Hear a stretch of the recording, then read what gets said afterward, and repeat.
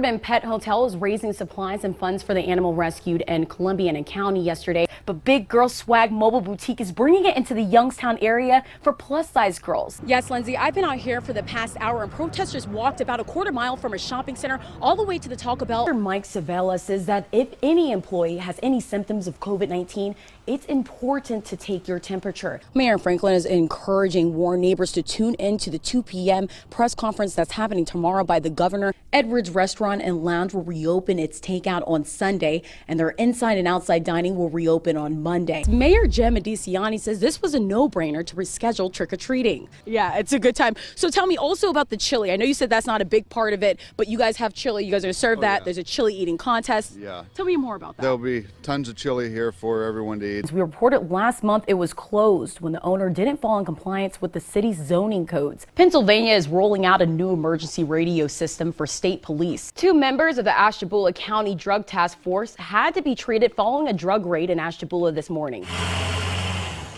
I live right back of it. I watched all the police cars all night. Neighbors in Youngstown are angered by the violence, and some starting to lose hope. I feel really bad about it, but unfortunately this is Youngstown and things happen like that here. According to YPD, Youngstown has hit a total of 5 homicides so far this year, enrolling in February.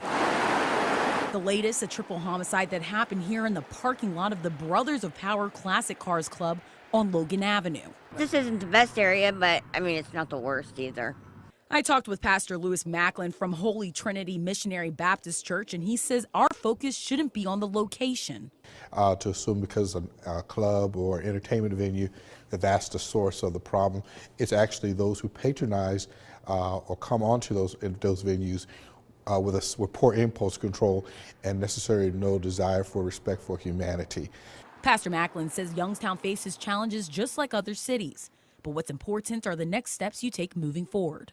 I'm not one just simply to deny or to ignore challenges of the community, but I just want to know let others know very clearly that there are plenty of opportunities for all of us to help change the narrative and the environment, and that means we have to be active, proactive participants. In Youngstown, Briana Turner, WKBN 27 First News. You can't find it really anywhere else, and it's hard to find. It's just they don't make it anymore, and it all has history.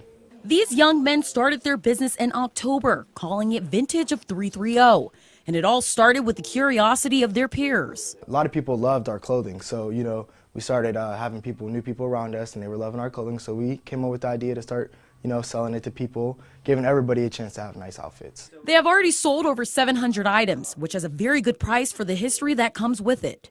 We also have cool stuff such as like jerseys, some shoes. We have like a Lynn Bowden jerseys. He's pretty big right now, playing for Kentucky.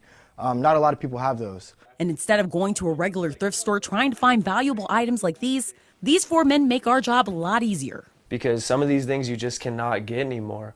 We take our time to find them and hand pick them and make sure when people come get it, they're going to get their best feeling out of it. Every day they restock about 50 new items, and the idea is that one person's trash is another person's treasure. No matter if it's in good condition or not, somebody used it, and it's all history recycled. So we bring a shirt in and we recycle it so it doesn't go to waste, and we might sell it to somebody and they might love it again. Right now, the majority of their sales come through their social media pages. Michael Jones says their 2020 goal is to move their business to downtown Youngstown to get more exposure. In Youngstown, Briana Turner, WKBN 27 First News. It feels so good when you get a haircut. Beyond expectations, Barber College gave free haircuts to over 200 students at McGuffey Elementary School. When one student would leave, another would fill the seat. Just try to make sure that we can get as many kids cut for Christmas as possible. They had to have a permission slip to get cut, and whatever you want, we got you. And it seems as though these kids already knew what they wanted. A little kid sat down, he said, I want it short on the side, I want it a little longer on top, I want you to fade it in, and I want a design. I said, okay. I said, you want me to just give you the clippers? BABC brought 10 of their barber students, some from Akron and some from Youngstown.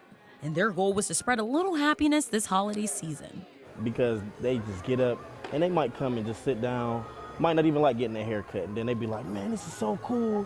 And I just be like, man, that's sweet, man. And just to know that, one of the students just made another student happy, it makes me happy.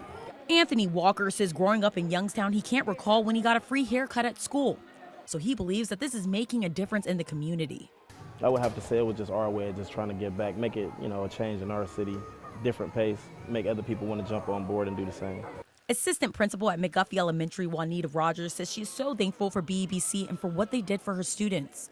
Just seeing the kids, the looks on their face and how they feel, it just makes a big difference, and it just helps them focus on what they came here to do, which was learn. Rogers says that BEBC plans on coming back for the future holidays. In Youngstown, Briana Ray Turner, WKBN 27 First News.